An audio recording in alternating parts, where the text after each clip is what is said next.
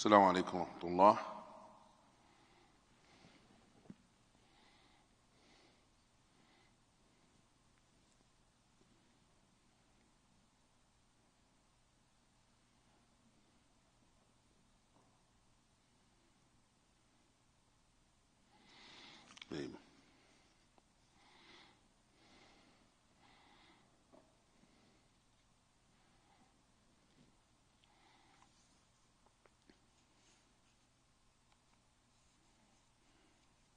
بسم الله والحمد لله والصلاة والسلام على رسول الله الرحمة المهداة والنعمة المسان والاه، ونعوذ بالله من شرور أنفسنا ومن سيئات أعمالنا، من يهدي الله فهو المهتد ومن يضلل فلن تجد له وليا مرشدا. أما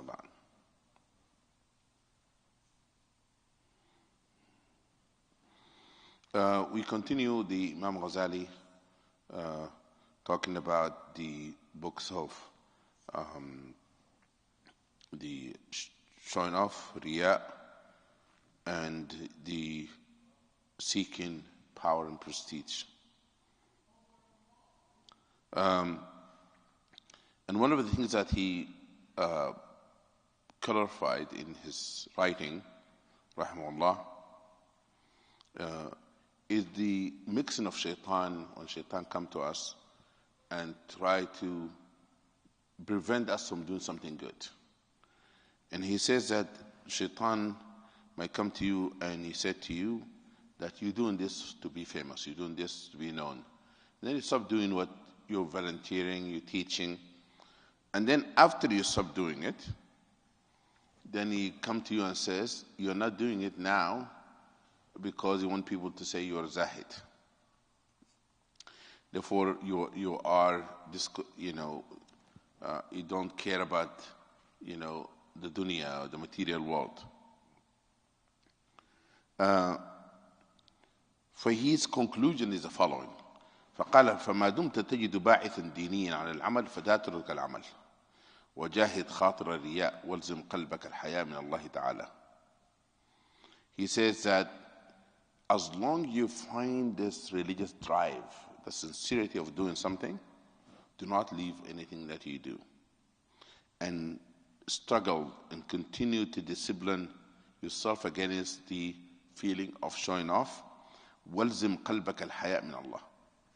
He said you have to teach your heart to have haya min Allah. What is haya min Allah? Sometimes people feel shame, modesty, you feel shy, somebody seeing you do something not right, especially a friend or a father or a mother, which is good, by the way, to have that haya. But the best haya, to have haya min Allah, feel shame before Allah subhanahu wa ta'ala.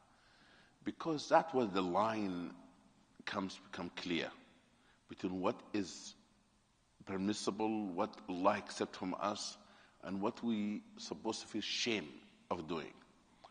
And that's why the Imam Ali radiallahu anhu, karamallahu wajhu, says, لا تنظر إلى المعصية.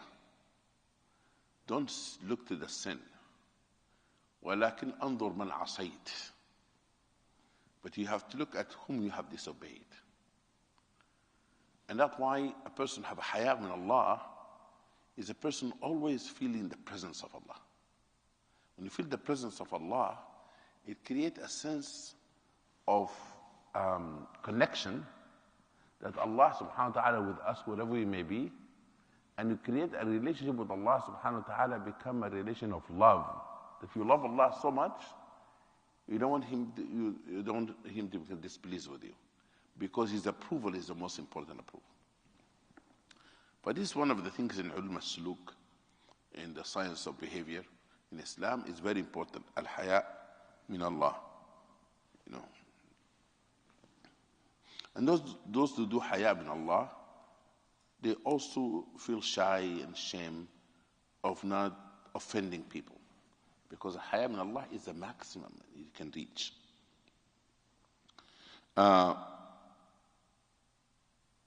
قال إذا دعتك نفسك إلى أن تستبدل بحمده حمد المخلوقين ومطلع على قلبك، لو اطلع الخلق على قلبك وأنت تريد حمدهم لمقتوك، بل إن قدرت على أن تزيد في العمل حياء من ربك عقوبة لنفسك فافعل.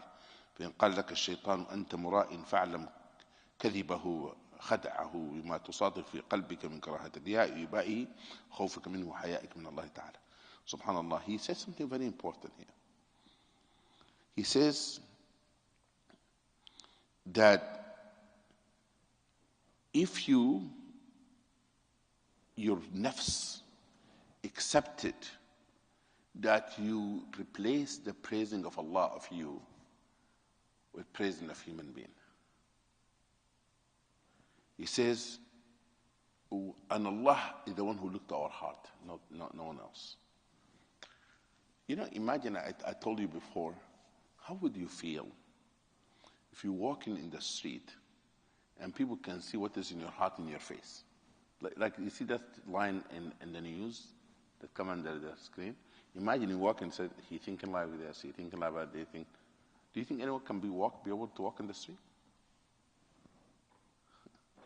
But who see our thinking? Who is this line of here? He sees all the time. Mawlana subhanahu wa ta'ala, Allah. And that's why Allah is the most forbearing, Halim. We think all about nonsense and He forgives us. And He does not punish us until we act upon it. But thought entertain cross our mind, don't you? You walk in the street, a bad thought comes to your head. But Allah does not punish you for the thought. But if a person always in the state of concerning about human approval, not about Allah, even as he prays and he does everything he does for human being. And he said, Allah subhanahu wa ta'ala, the one who sees our heart. That's why Imam Al-Ghazali, rahimahullah, in the other side of this book, other volume, he said, and actually in the Ayyuhal Walad, the beloved son, also book, he said that imagine Allah telling you, حسنت مظهر الخلق سنينا ولم تحسن منظري ساعة. That you've been occupied about how people can look at you for years, working how you physically look and how you eloquent you become. And he said you're concerned about people, but you are never concerned about what I'm looking at, your heart. You know, this world creates sometimes this artificial sense of self-worth. I said that many times. The self-worth of being told is how you look. Self-worth is how many degrees you have on the wall. And we're concerned so much about that. But the self-worth, when Allah subhanahu wa ta'ala says, "Man aada li waliyan faqad adantuhu bil harb." Whoever become an enemy of my close worshipper and friend, I wage war against him. The self-worth, أذكروني أذكركم. Remember me and remember you. The self-worth is when we sit in the day of judgment on the seats and the throne of Allah subhanahu wa ta'ala. Because we love each other for the sake of Allah subhanahu wa ta'ala. When we have temptation for us to do a sin, and the sin come to our lap, or come to our hands, come to our laptop, you know, and we stay away from it. When we resist sin, then Allah subhanahu wa ta'ala replaces that with sweetness in the heart. Or sweetness in the heart. For that is self-worth.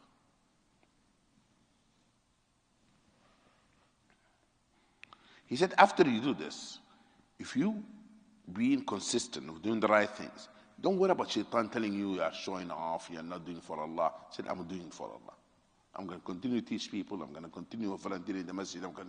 Don't tell me I'm doing it for you, shaitan. So I'm doing it for Allah subhanahu wa ta'ala.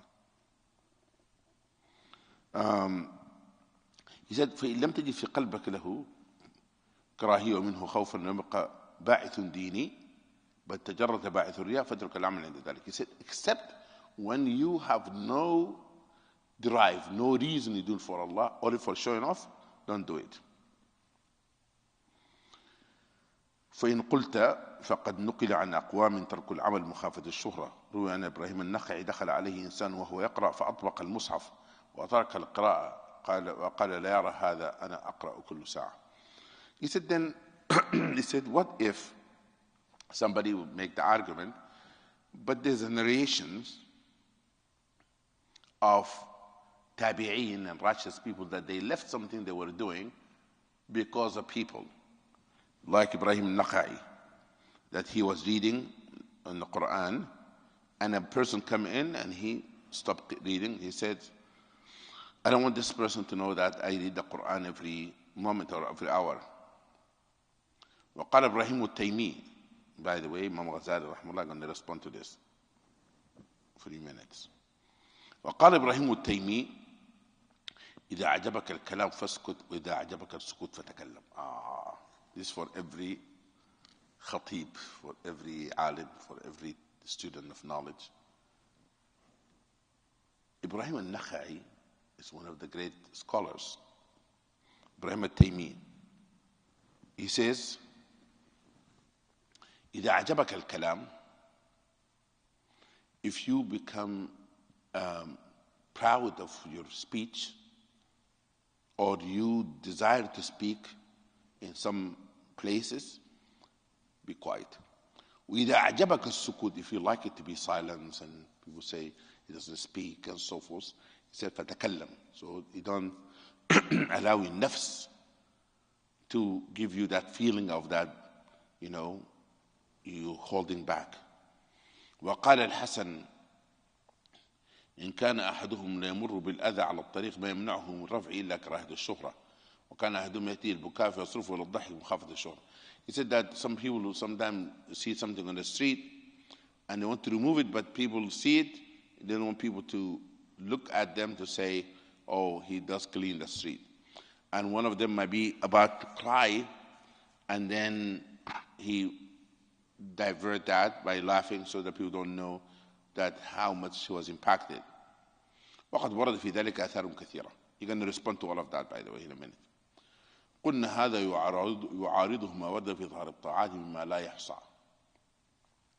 He said my statement that this is not quite evidence, because the opposite of it, of showing your obedience, showing good deeds, the evidence on it is so many you cannot even count. ولا يحصى. وإظهار الحسن البصري هذا الكلام في معرض الوعظ أقرب إلى خوف الشهرة من البكاء وما تؤدى عن طريق نفل ثم لم يتركه. He said الحسن البصري he could have been one of the great tabi'een. He is the one, he cried when he gave wa'adh and did not hold it back or remind people. وإماطة عن طريق نفل, that removing something from the street, it is a voluntary thing, it's not obligatory. ثم لم يتركه. He said, Hassan al-Basri, while he giving a talk and people looking at him, he cried.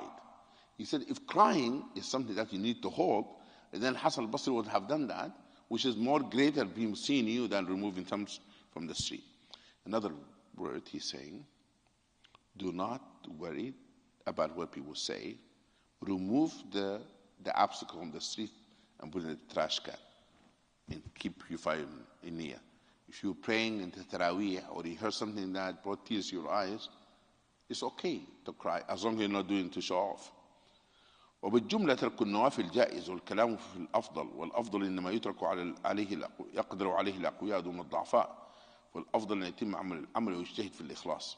He said ترك النوافل, he said if don't do the voluntary act of worship, it's permissible.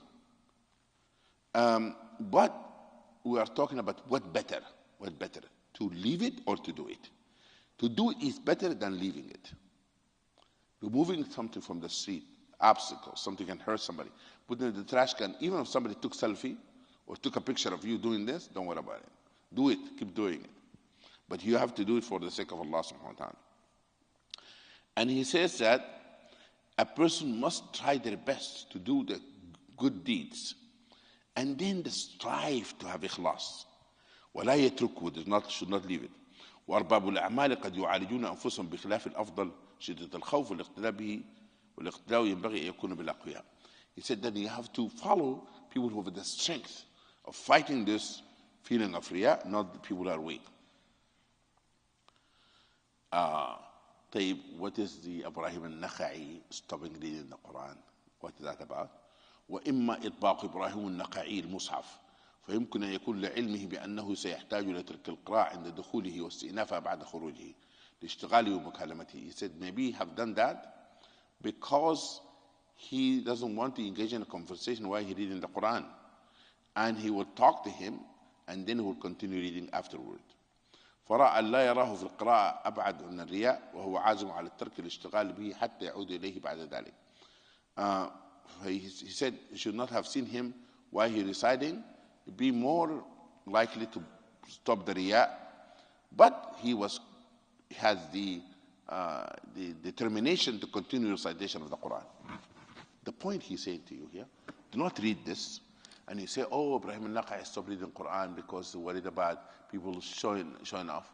And then somebody asks you to lead the salah and you hafiz the Quran, to say, I'm not going to lead the salah because I think people are going to say that I like my voice and this and that. No. Purify your intention. Purify your intention and lead the salah.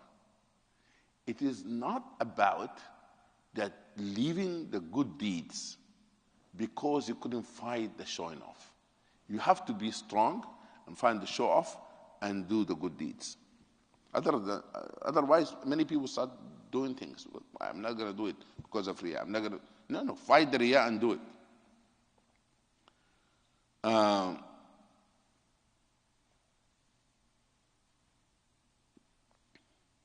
The أما ترك رفع الأذى عن الطريق فذلك ممن يخاف على نفسه آفة الشهرة. He said for the removing something from the street, those people who worried about being known and fame and so forth. وشغلهم إياه عن العبادات إن هي أكبر من رفع خشبة الطريق. He said that might distract him from worshiping Allah subhanahu wa ta'ala, and people start focusing on this person and praising him. But again, removing something from the street and putting it in the trash can is an act of worship. You should do it and fight the riya. أما قول التيمي إبراهيم التيمي إذا عجبك كلامه فاسكت if you like to speak be silent فيجوز أن يكون قد أراد به مباحات الكلام. He said he meant by this the thing that is permissible to speak or not to speak كالفصاحة في الحكايات وغيرها, like telling stories. فإن ذلك يورث العجب, because make people become proud. أما الكلام في الحق المندوب إليه, you should not leave it. If you want to speak the truth, addressing something important, you should not leave it. For example, if you see somebody cursing somebody in front of you, and you can say something, say to stop it, you should not be quiet. The certain aspect of this is that it's important for us to speak up and not to be silent. For these things can be misunderstood in people's. Shaitan might come to you and says, what do you think is better than them? Don't say anything, be quiet about it. القسم الثاني ما يتعلق بالخلق وتعظم فيه الآفات والأخطار. Here Imam Al-Ghazali goes deep into this. Keep your seatbelt on. He says, there are certain things that people have a problem with it in showing off. The following: power, like become in charge, authority. A person become judge between people, teaching and reminding the tadhkir, and the last one is spending of money, infaq al-mal. Listen to this. He said, leading people, leadership, it is one of the best acts of worship if a person was just and sincere. وقد قال النبي صلى الله عليه وسلم ليوم من إمام عاد خير من عبادة رجل وحده 60 عاما. He says, أول ما يدخل الجنة ثلاثة الإمام المقصد أحدهم. There's a hadith that prays a person to take leadership and do good with it. And among them, among the three people will enter Jannah as a just leader. قال أبو هريرة رضي الله عنه قال الرسول صلى الله عليه وسلم ثلاثة لا ترد دعوتهم. Three people that their supplication will never go down. Allah will accept it. Among them, a just ruler or leader. And in the hadith that رواه أبو سعيد الخدري, this hadith in رواه الترمذي, قال صلى الله عليه وسلم أقرب الناس مني مجلس يوم القيامة إمام عادل. The people who are closer to me in the day of judgment, sitting next to me, is a just ruler or just leader. فالأمارة والخلاف من أعظم العبادات. He said it is an act of worship that Allah subhanahu wa ta'ala rewards for it great deal. He said, but a person must fight something called الصفات الباطنة. الصفات الباطنة وذلك لما فيه من خطر عظم الخطر إذا تحرك به الصفات الباطنة يغلب على النفس حب الجاه ولذة الاستيلاء ونفاذ الأمر. Listen carefully.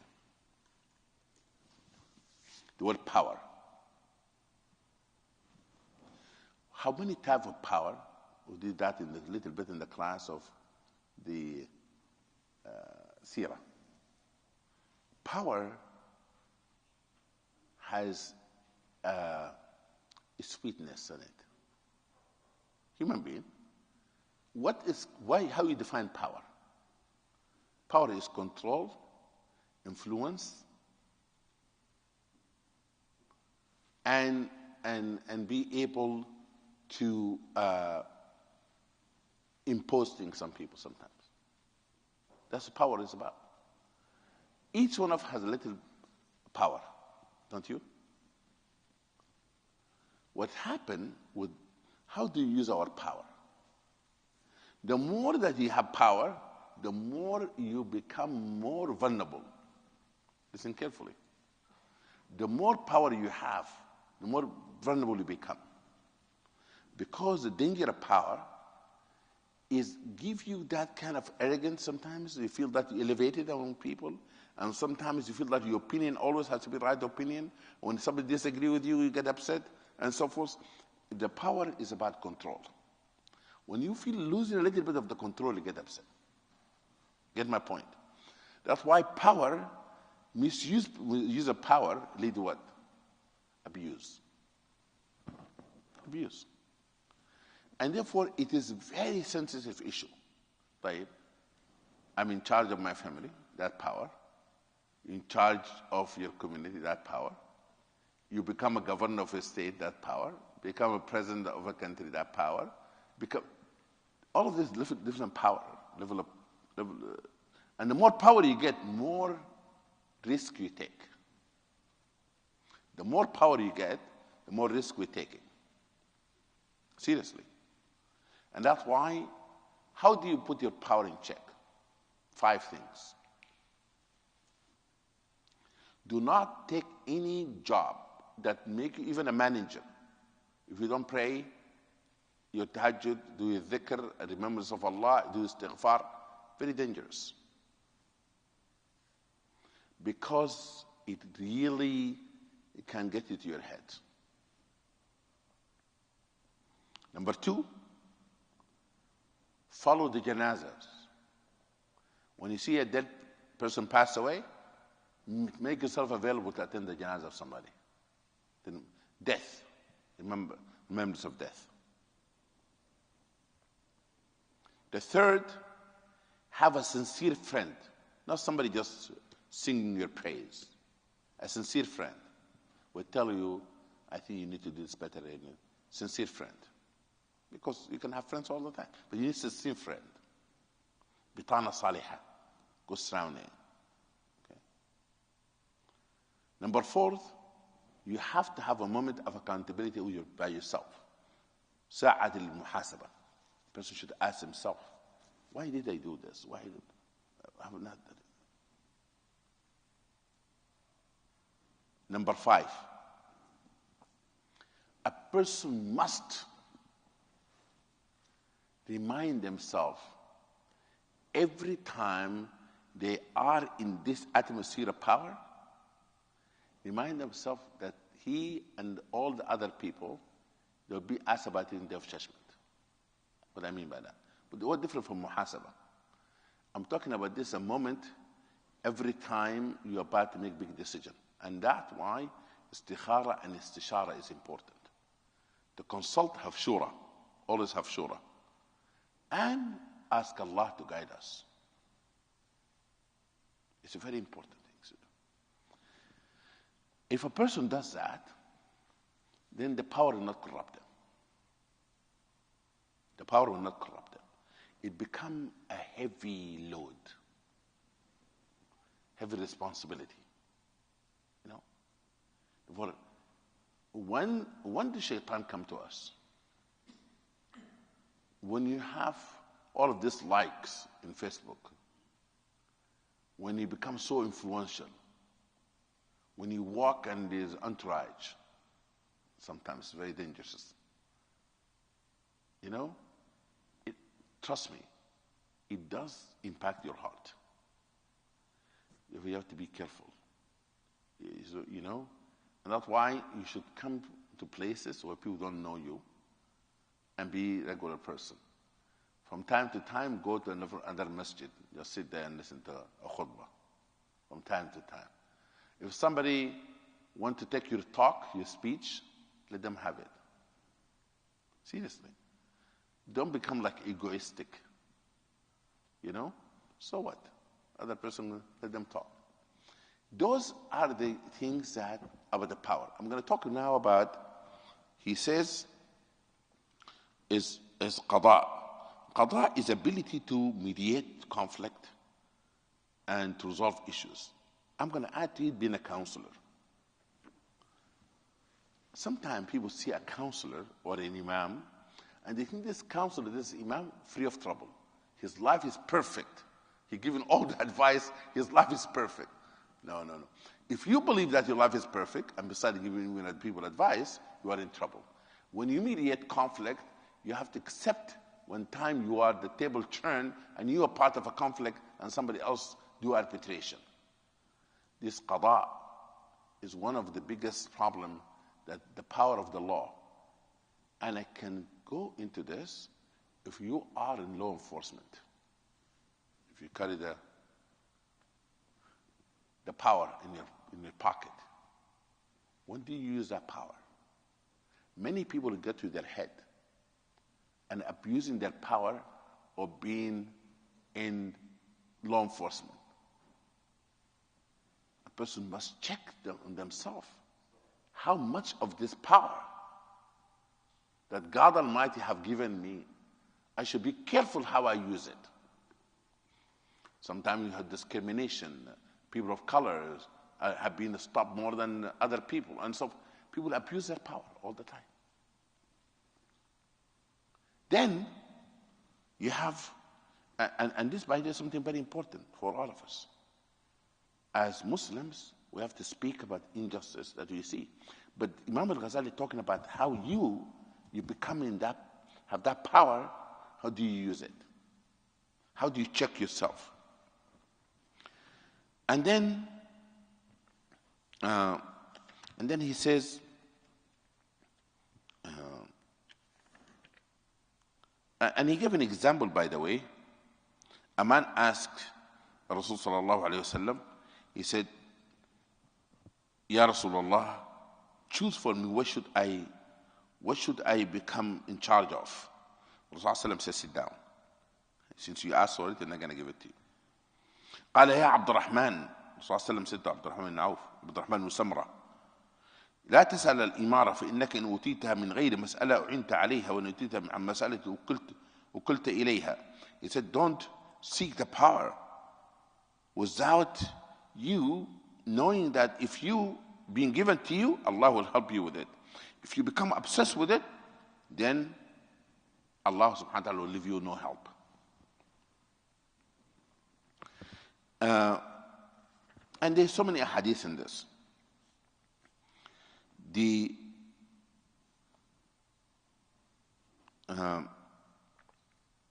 qada, he said that when a person becomes in charge of ruling between people, or have the power of laws, enforcing the law, he said, be careful of the dhulm, injustice that you do against people. فَإِنَّ دَعْوَةَ الْمَظْلُومِ لَيْسَ بَيْنَهَا وَبَيْنَ اللَّهِ حِجَابٌ. The supplication of a person being wrong, there is no veil between it and Allah subhanahu wa ta'ala. Then we talk about al-wa'd.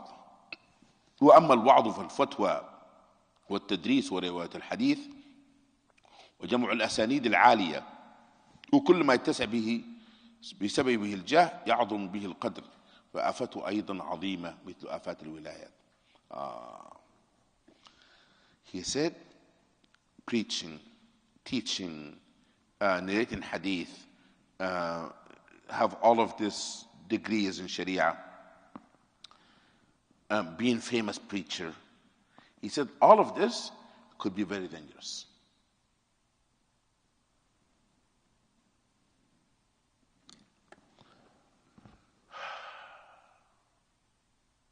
I think myself and many du'at in America, we should have our own spiritual retreat.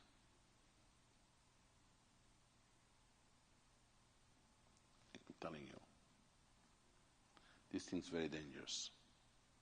Fame is very dangerous, especially through this teaching.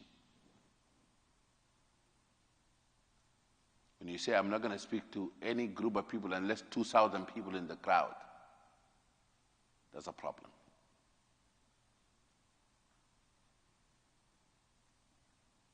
When we become obsessed with our personality, we have a problem. When we want to become wealthy, rich through this matter, not if you're making good living, it's fine. Rich, I'm talking being rich. There's a problem there. إني أخاف على نفسي. I'm worried of myself and I'm worried to my brothers and sisters who are in this business. Ya ikhwa, akhawati, be careful. Be careful. The likes in our Facebook and the like in our Twitter can create a big hole in our hearts.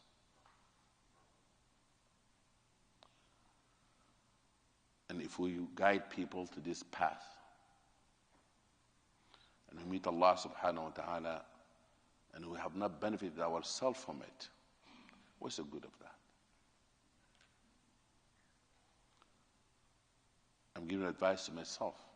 I don't know how long I'm going to live in this world, but it's very important not to be obsessed with personalities.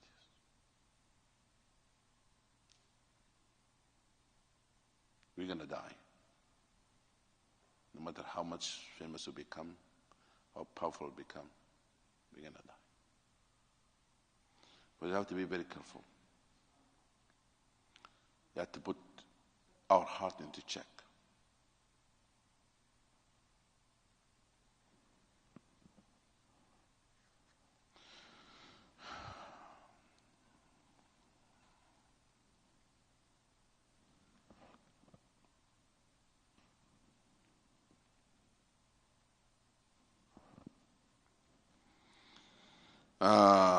He says, والواعظ ويجد في وعظه وتأثر قلوب الناس به وطلاح بكائهم وزعقاتهم وإقبالهم عليه لذة لا توازيها لذة.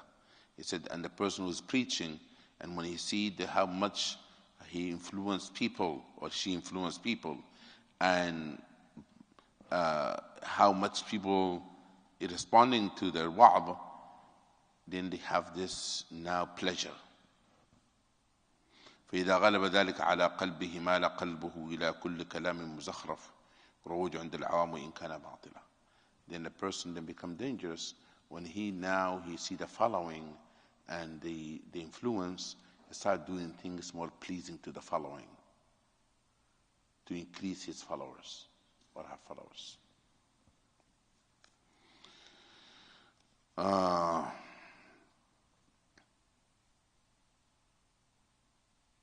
He said, then the question is,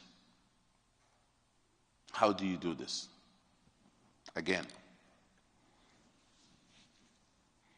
every person who teaches people should have a word of their own.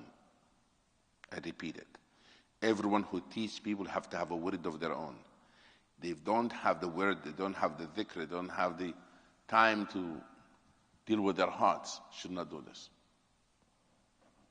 Not at all. You know, I'm going to expose myself, make myself vulnerable. I'm going to tell you a story about me. When I was young, I teach young people, I have classes. One day, I was living in a city, everyone used a bike. I about to ride my bike to go and teach a class, maybe 40 minutes on the bike. Not near my home, be a while. All my teachers asked me, he said, where are you going? I said, I'm going to teach class to some young people in another area. He said, what's your topic? I said, I'm going to talk to them about Akhirah, Day of Judgment. And he said, what are you going to do from here to there? I said, I don't know. He said, what are you going to do while you're biking, near your bike? I said, I'm not sure. He said, do dhikr. I will recommend for you to do salah on Rasulullah for 40 minutes or so until you reach there. And when you reach there, if you feel you want to change the topic, change the topic. I read all of these things, I prepared and memorized things. I have it down. Then I sat doing Salah on Rasulullah until I reached where I was supposed to reach. When I went there, I made a topic about the Shafa'ah of Rasulullah, intercession of Rasulullah. I did not do it in the order that I said I'm going to do it. The next day I met the sheikh, the teacher. I said to him, why did you tell me do this and if you want to change the topic, change the topic? He said, I looked at you and when you said to me you're going to talk about this topic, I see that you're going to talk about it from your head. It looked like you had it down. And this matters about Akhirah, you should not talk from your head. You should talk from your heart. This is not like teaching people wudu and salah. This is not fiqh. We're talking about softening of the heart. And your heart was not soften enough. You know what I'm saying? It's not about how much we know, but how much our heart itself is humble. It's very important for all of us to not to be caught in the culture of preaching only. But teaching and spiritual transformation require for us to be in tune with ourselves. And I think it's Maghrib time now. Is it Maghrib time? 27? Is Maghrib already in? طيب سبحانك الله وبحمدك لا إله إلا أنت أستغفرك وأتوب إليك. Inshallah, next week we'll start this class also 6:45. Inshallah.